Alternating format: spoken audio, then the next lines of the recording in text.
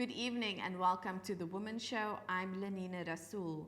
Tonight we're speaking about Generation Equality, a global campaign by the United Nations Women launched to achieve gender equality by the year 2030. Now, generation equality is made up of 6 major themes, which is gender-based violence, economic rights and justice, bodily autonomy and sexual reproductive health rights, feminist action for climate justice, technology and innovation for gender equality, and feminist movements and leaders. Out of those 6 themes, South Africa has become a co-lead on the Economic Rights and Justice Action Coalition.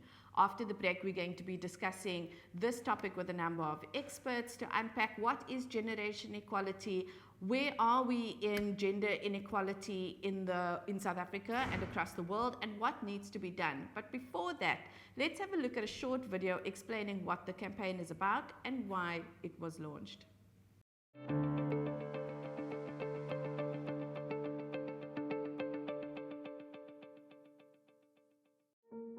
The 2030 Agenda for Sustainable Development promises to make human rights real for everyone, everywhere. It has 17 goals and gender equality cuts across all of them. At a time when we're facing conflict, extremism and environmental degradation, the SDGs focus on sustainability, equality, peace and progress. The SDGs challenge deepening inequalities around the world by committing to leave no one behind. The 2030 Agenda is very clear. There can be no sustainable development without gender equality. In reality, however, gender inequalities are pervasive in every dimension of sustainable development. Globally, women and girls are overrepresented among the extreme poor. 330 million women and girls live on less than $1.90 a day. That's 4.4 million more than men. In nearly 2/3 of countries, women are more likely than men to report food insecurity. Despite recent progress, access to quality education is still not universal. Globally, 15 million girls will never get a chance to read or write, compared to 10 million boys. Climate change has a disproportionate impact on women and children. They are 14 times as likely as men to die during a disaster. The majority of urban women are living in conditions where they lack access to clean water, improved sanitation facilities, durable housing, or sufficient living space. In many areas, the current rate of progress is too slow to achieve the SDGs by 2030. To turn promises into action, we need to step it up now. We need public action to tackle inequalities and discrimination. We need to invest in policies and programs that work for women and girls. We need more and better data to assess whether what we are doing for women and girls actually works. And we need greater accountability at all levels for commitments made but not met. Let's turn these promises into action. And gender equality into a lived reality for all women and girls. It's up to all of us to ensure the journey is successful.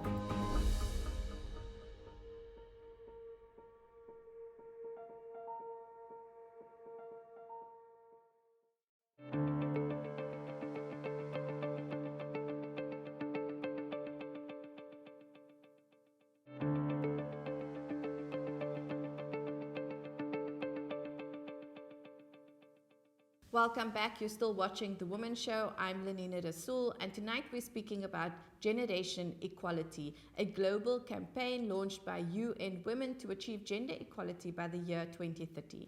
Now, before the break, we heard that the campaign is broken down and will focus on 6 specific areas. Last year, in his Women's Day address, President Cyril Ramaphosa announced that South Africa will be a co-lead on the second theme, economic rights and justice. The President proposed a number of actions that will be taken locally to expand access to the economy for women. Let's have a quick look at what those actions are.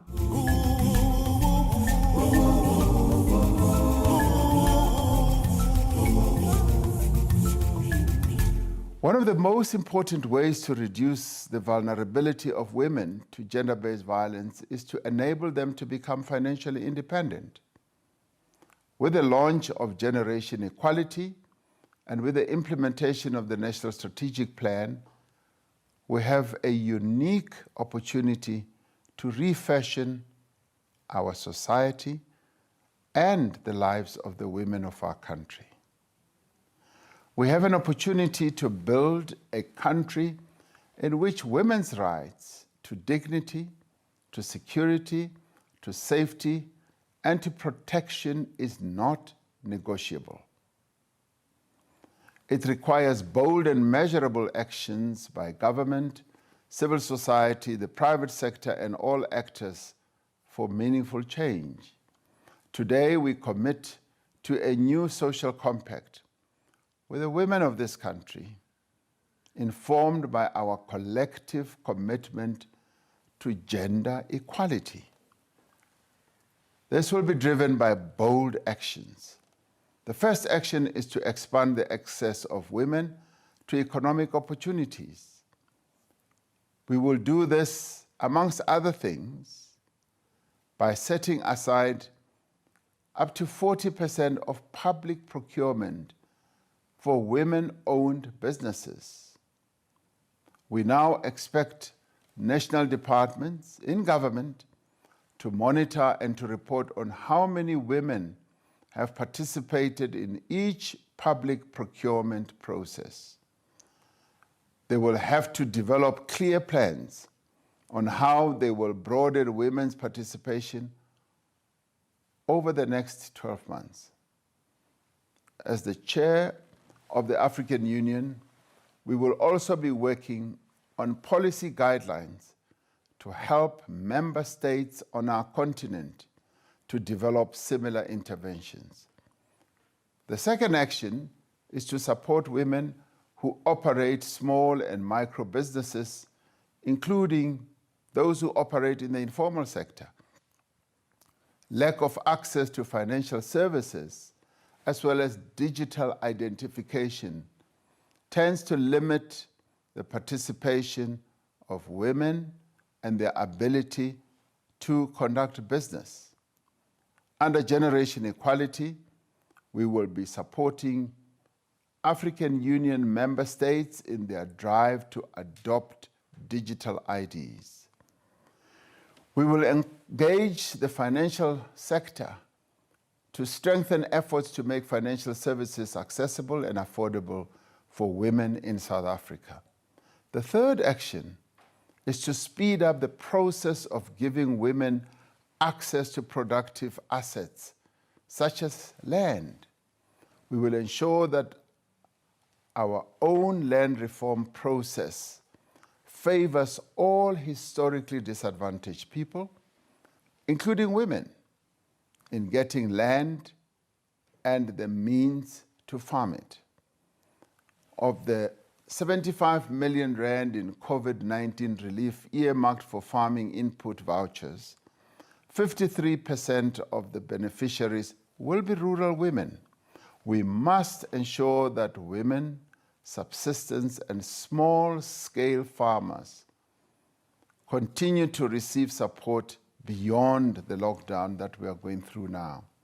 At the same time, we will be calling on the African Union member states to put policies in place to increase women's ownership of land to 30%. Our fourth action is to ensure that women are safe from gender-based violence in the workplace. Through Generation Equality, we will work at a national and regional level towards the ratification of the International Labour Organization Convention on Violence and Harassment in the Workplace. The urgency of achieving gender equality has never been greater than now. That was President Cyril Ramaphosa on his keynote address on Women's Day 2020, outlining the actions that will be taken as part of Generation Equality. Now we're going to be joined in studio by Deputy Minister of Women, Youth and Persons with Disabilities, Professor Hlengiwe Mkhize, to tell us about the government's plans for Generation Equality. Professor Mkhize, thank you so much for joining us. Thank you for having me. Good morning. Professor, so we are speaking about generation equality, and I would like to ask if you could please describe the global campaign and the aim of generation equality by 2030, as well as what is South Africa's role in this campaign? Thank you very much for hosting us. Basically, the Generational Equality Campaign is a concept which the United Nations Women introduced last year to say we were in Beijing as a global community in 1995. Given where we are today, what does it mean? Have we achieved our objectives, especially around the plan we agreed upon on curbing gender-based violence, which was a big issue at that time. So basically, then the UN Women, together with member states like us as South Africa, we agreed that we have to work as a coalition, a global coalition, and also have programs at a national level whereby we bring on board the next generation. In other words, younger women who might be 15, who might be 25, who might be 35, who were not in Beijing in 1995 around issues of patriarchy, inequality, poverty, sexism, all the issues that feed into gender-based violence through social coalitions. That's broadly where we are and what we resolved to do last year. Thank you, Deputy Minister. That sounds amazing.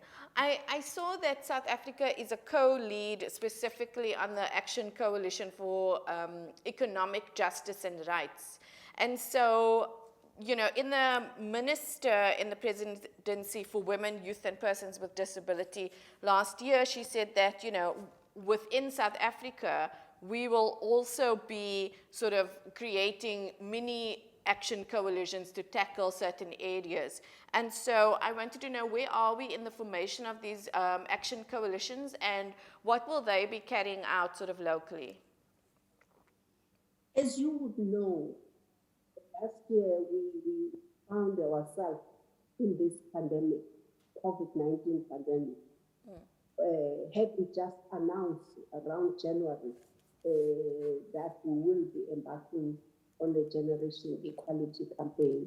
So what we did throughout the year at a national level, we really mobilized civil society using webinars from the private sector, young and old, NGO sector, the religious community, political parties,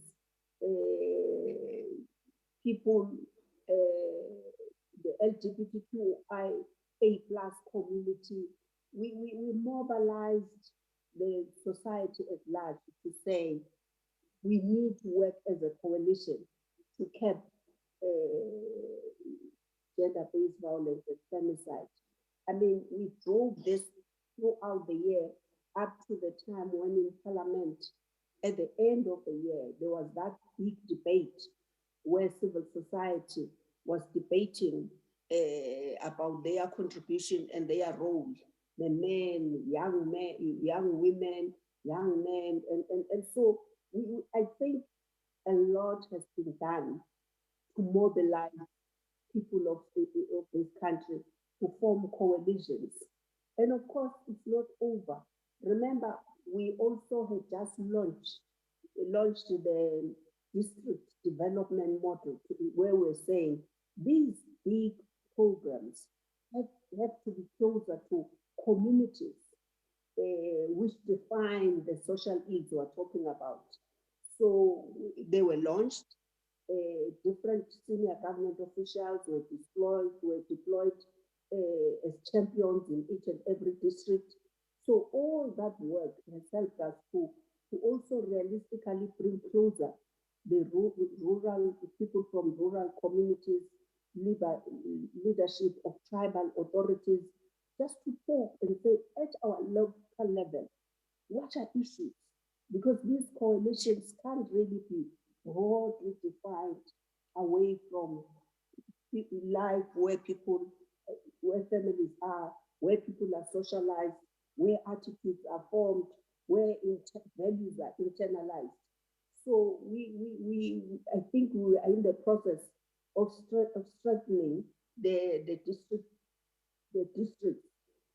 so that more work should then move over to local communities, with the hope that local structures like street committees could also be established so as to talk to these issues. As a global community, when it comes to gender-based violence, campaigns for climate justice, women's rights and human rights, reproductive rights, we are also partnering with other countries like Mexico, because we do believe that we have to understand, bring into perspective the global view of how to stop this. And also there are financial implications. So one cannot just work in isolation, as some of the big foundations are not in this country, but we do believe we are on track in terms of establishing a machinery which should cap this social ill. It cannot go on. It's unacceptable to the people of South Africa. So government has to do everything possible in coalition with civil society to stop the sketch. So, Deputy Minister, the President launched Generation Equality last year on Women's Day 2020, and in his keynote speech, he mentioned that financial security is one of the ways that women can be protected from gender-based violence. And we know that often women are held hostage in abusive situations because they lack access to economic opportunities. You know, they struggle to find work, especially, I think, those who struggle with care work and have children. And so in the same speech, the President also said that one of the first actions as part of this action coalition would be to expand the access of women to economic opportunities. And so I wanted to know what this looks like and what plans there are to expand access for women to economic opportunities. You know, if you refer to the President's speech during the Women's Month, when he launched the Women's Month, he was very concrete and specific. He made reference to procurement. We all know that governments are very big when it comes to procurement. They are the biggest player. So he said we should be guided by a principle of saying, in all our big projects, 40% of the business should be in the hands of women. And also, he looked at generally big projects that as a country we were planning, and said we shouldn't think about the inclusion of women in our economy as an after effect. To say, for instance, we have had for too long this broad-based Black economic empowerment policy, whereby women will be sneaked in by men. But he said we should be upfront in terms of the set-asides for women. And also, he did touch upon the financial institutions that they tend to see women as a risk, because women cannot put on the table the collaterals, women have no track record in business, even those who are economically active, they are at a very local level. Hence, women's, where they were working in groups like stock ends, they make money, but they don't earn credits in the financial institutions because it's often small and localized.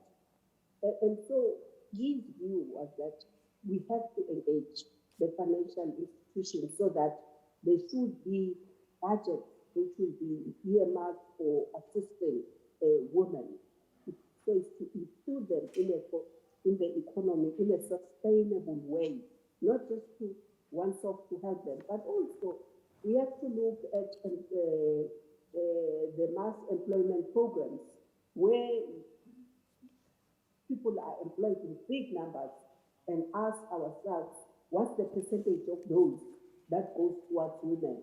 And also look at things like employee salaries.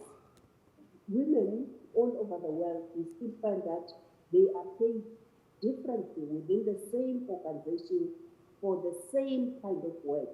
So those are the things that we are monitoring through the Department of Labor and Employment to say they must step up their efforts of overseeing what is going on in these companies.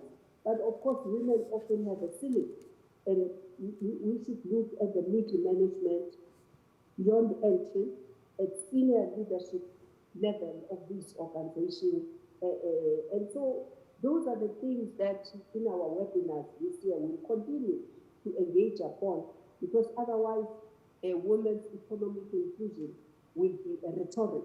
So we have to monitor, advocate, agitate, and speak out where there are problems in terms of saying nothing is moving, women are not happy, and so on.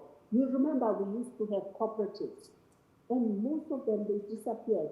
One, because they were not funded adequately.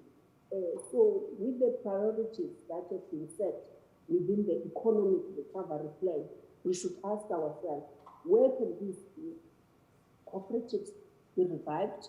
How do we find them in such a way that they benefit from the whole ecosystem, the value chain, not only to be concentrated at one level, but at all levels of the business, up to the shelf where the product is put out there to the market. Thank you, Deputy Minister. I mean, that's very interesting, and those plans sound very progressive and very positive, and I think we're looking forward to seeing how it unfolds. Deputy Minister, one last question before we go. I just want to confirm that that the Department of Women, Youth and Persons with Disabilities is then sort of, I guess, putting the monitoring in for these projects, or sort of overseeing it and rolling it out across different departments. And just for context for some of our viewers, the Department of Women, Youth and Persons with Disabilities, you know, what is your core mandate? And if citizens, I think, wanted to interact with the department, how would they do that, and what can they follow? Yeah, this department, remember, it has evolved. It used to be the Department of Women. So with this sixth administration, the vision is that here we're talking inequality, poverty, marginalization. So with the high rate of unemployment amongst young people, government had to bring the youth under one roof. Although, of course, they were protesting in terms of saying, we want to stand alone and so on. Persons with disability, we know, were failed even to get 2% of their employment in the labor market. So really the idea here is that we have to come up with clear policies of how to overcome the marginalization and exclusion of this group, and how to empower them in such a way that it's not only about describing their plight, but also it's about accounting as to what are programs in place which will help them to get there. And so in our case, we have realized that when we talk about women's economic inclusion, automatically we start saying which sector could employ persons with disability in big numbers. Just during their month, November to December, we're able to visit a few companies that primarily employ persons with disability, and we managed to establish relationships in such a way that through our associations of persons with disability, they could advise the company when they are recruiting. And so all those progressive steps, they are meant to say, let's not think about vulnerability inside us. Let's make sure that we put them under one slate and drive the agenda simultaneously. But of course, in government, monitoring and evaluation is new. And so we as a department, we said, let's not rely primarily on the systems that are put in place by the department, which is still within the presidency as well. But let's have our own unit on monitoring and evaluation, because the scope is wide to deal with with all coalitions in society, the private sector, the NGO sector, the religious group. You monitor everything that is going on. Yes. Yes, Deputy Minister, thank you so much. We're out of time for the interview, but that is very useful in terms of giving us a brief overview of what the department does. Thank you very much for having us. That was Deputy Minister of Women, Youth and Persons with Disabilities, Hlengiwe Mkhize, on South Africa's plans for generation equality. We're going to take a short break, but we'll be back with more after this.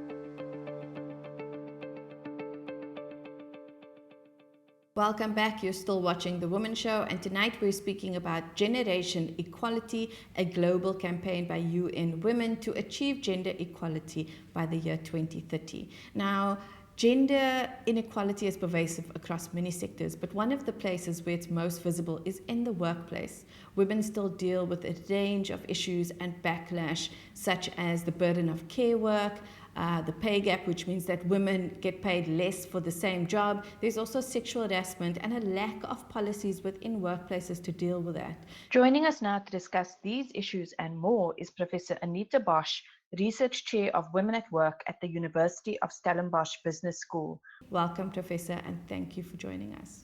Thank you for having me. This is obviously an important topic to be talking about, and I'm happy to be part of the discussion. Yes, so Professor Bosch, you know, the show is based on the Generation Equality campaign by the UN in order for us to reach gender equality by 2030. And I just wanted to start, South Africa is ranked 19th on the Global Gender Gap Index, which is a good position. So I wanted to start with what's right in our workplaces and in the labor force with regards to gender equality. Well, I think South Africa has fantastic legislation. Our constitution is just incredibly progressive. It's very, very useful if you look at the Bill of Rights and the statement about equality in the constitution. You know, then there's lots for us to work with and ways for us to celebrate. Our legal system should be based on the constitution, and that's why a lot of our acts have changed. Since the dawn of democracy, we have the Employment Equity Act, we have the Broad-Based Black Economic Empowerment Act. And although there's ambivalence for many people, many women, even around these acts in their implementation, certainly they work, to help protect us. There's also obviously other acts that relate to gender-based violence and so on. So we have a very strong legal system, things that we can celebrate to work with. We also, if I think about my generation and my mother's generation and the generation before that, we can see progress, and it's positive progress for women in terms of more mainstream inclusion into the economy. But it continues to lag, and I think that's so we can't sit on our laurels, and we really need to work towards something that is even more inclusive for women. Thank you, Professor Bosch. And I think that also, it's difficult sometimes to acknowledge that I think the gender equality or moving towards it is a process that takes time, and that we've got to try sort of different things also to see what works and what doesn't work. But just with regard to legislation and gender equality, some countries have adopted legislation or policies that promote sort of quotas. And we've seen this in South Africa, as you've mentioned. But do we have quotas in South Africa in terms of legislation and policy on gender, on sort of the hiding, I think, of females? And what are your thoughts on using a quota system? Yes, so perhaps just the first thing to mention that a lot of people, and it's this, you know, it can be seen as a semantic difference, but otherwise it's a very real, it's a difference that's written into our legislation, is because of our constitution and the fact that we cannot be unfair towards any grouping on any of the grounds in the Bill of Rights. The important thing to note is that we in South Africa do not accept quotas. We work with targets, and the difference between a quota and a target is that a quota is a fixed agreement, and it means that if we've adopted a quota, and let's say we do recruitment of individuals, and we say that we need to meet a particular quota of 50% women, if we've already filled all of the positions 50% men, then we have to keep the positions for women open until we find a suitable candidate. Now, what happens in South Africa is we've adopted targets, and so the slight difference between a quota and a target is to say, well, you know, if we say that we want to have 50% women, but we cannot find a suitable candidate, then we can still fill that position with a man with suitable credentials.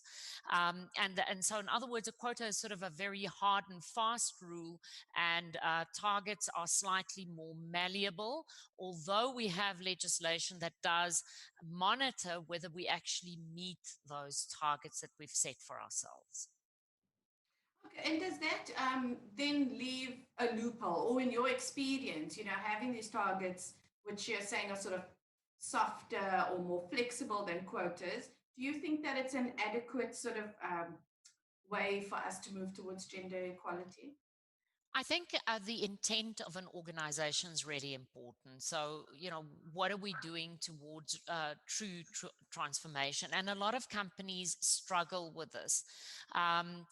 It takes, you know, real attention. And so gender mainstreaming is perhaps an idea that companies can work with, to say if for every single appointment, for every single decision that we're making, we have to go in our minds through gender and more specifically in South Africa, race mainstreaming as well. So to consider the appointments that you're making, the you know, adjustments that you're making to particular budgets and so on. So always to go through a tick list, and then on that tick list would be typical questions such as, have you considered the impact that this may have on women?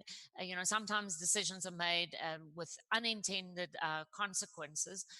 Also, have you really exhausted all avenues to try and find suitable candidates of a particular designated grouping? And if we can really be quite consistent with that, we will start expanding our networks. A lot of companies are also struggling with networks, and you know, making inroads towards broadening those networks of individuals and finding more pathways around that.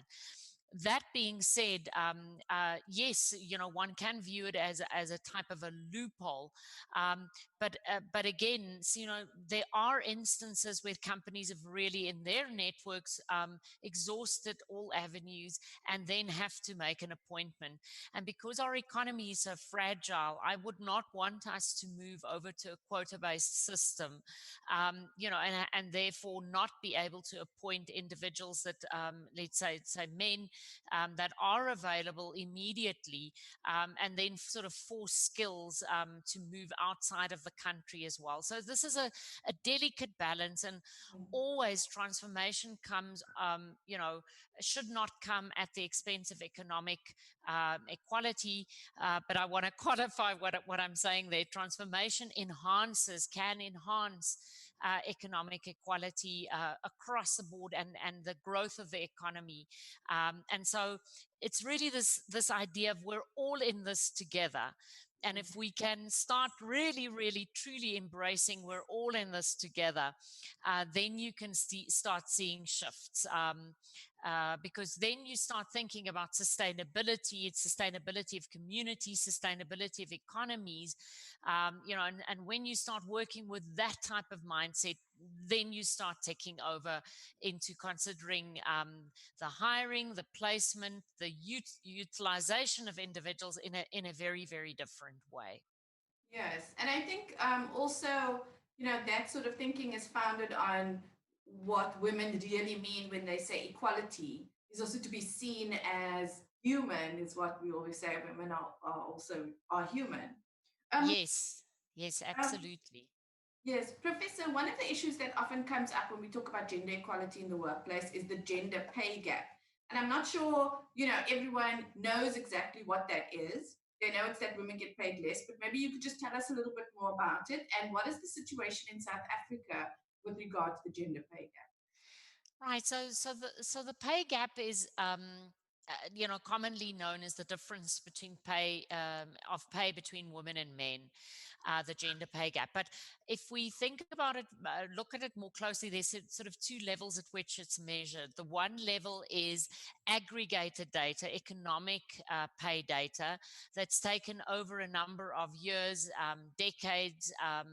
And what we're looking for then is to see whether there's a pattern that's developing over time. And that pattern is clear. There is a gap between women and men. Now, if we talk about that, then people very often say, but yes, there's meant to be a gap.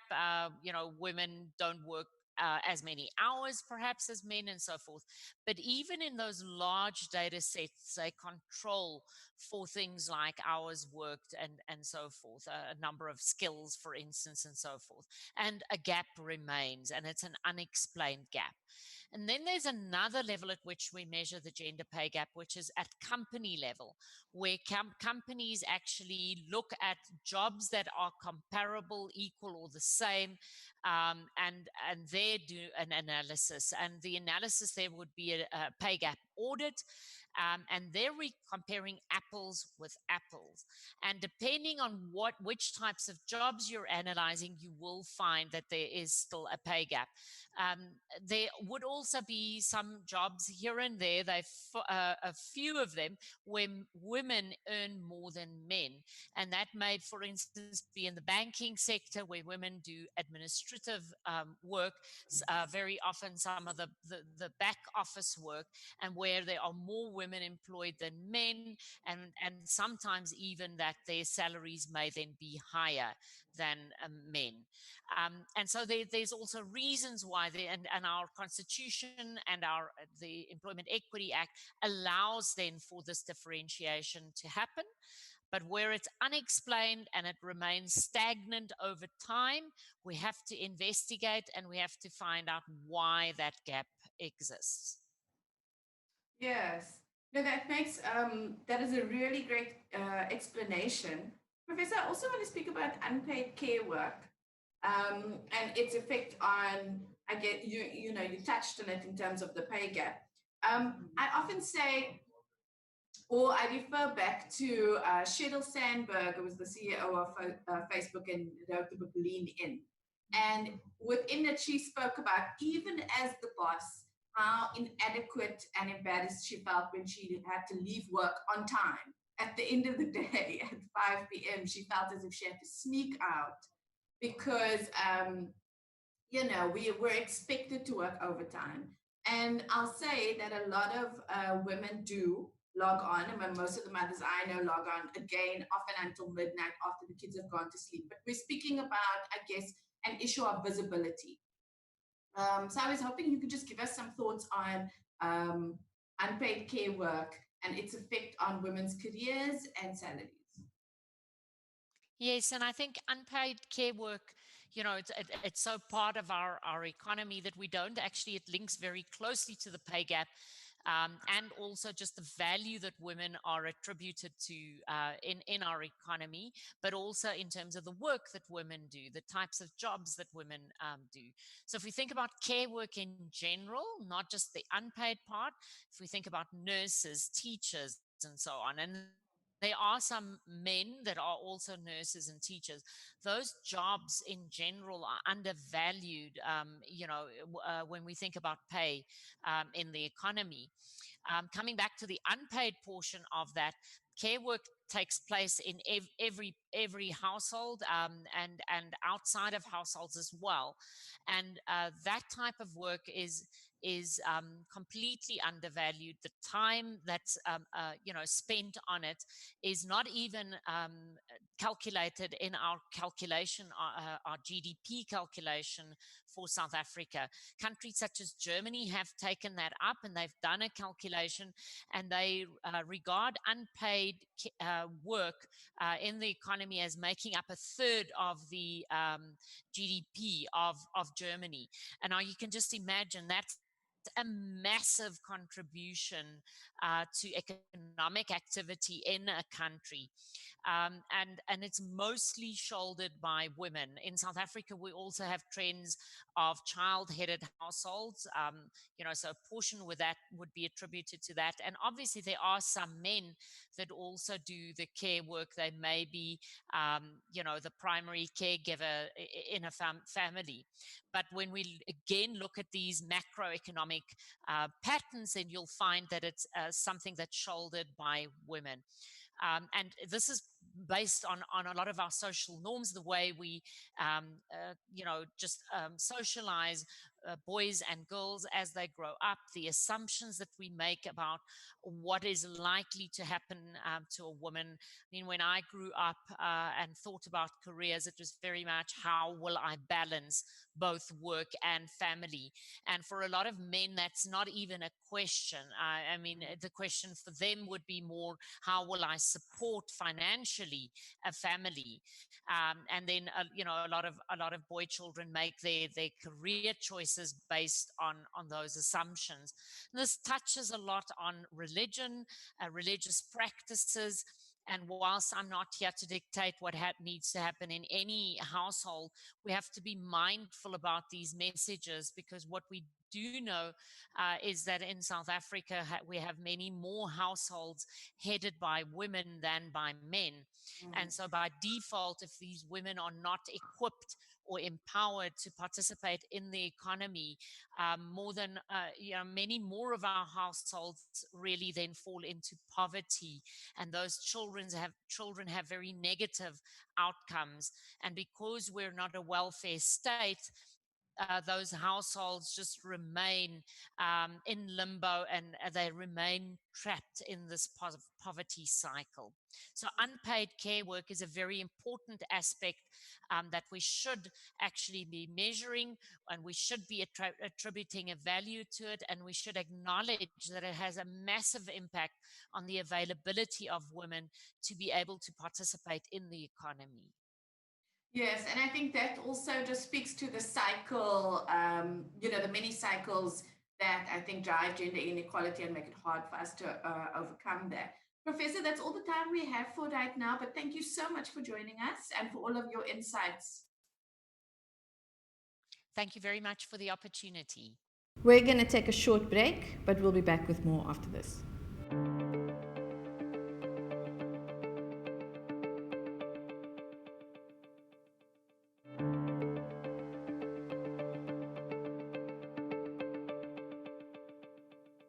Welcome back. You're still watching The Womxn Show, and we're speaking about generation equality, a campaign by UN Women to achieve gender equality by the year 2030. Now, before the break, we had a discussion about inequality in the workplace. And before we go, we're going to have a look at a short video about the burden of unpaid care work by women. Let's have a look.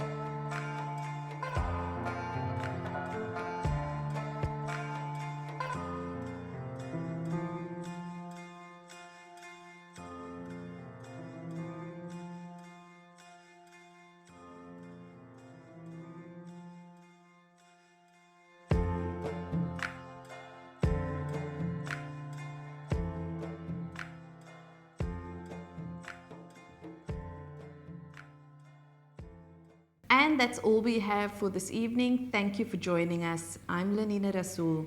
Good night.